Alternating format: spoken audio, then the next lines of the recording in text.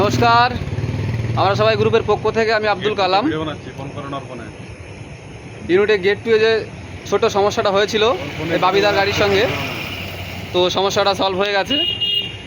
তো এই আমরা যারা পাশে ছিলাম আমি এসেছি, এই দাদা এসেছে।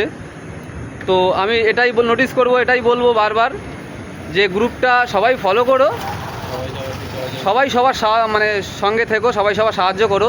দেখো আজকে আমার হয়েছে, কালকে তোমার হবে না, এরকম কোনো ব্যাপার না। রাস্তায় চলতে গেলে বিপদ শুধু অ্যাক্সিডেন্টের মাধ্যমে হয় না, রাস্তায় চলতে গেলে অনেক সমস্যার সম্মুখীন হতে হয় আমাদের।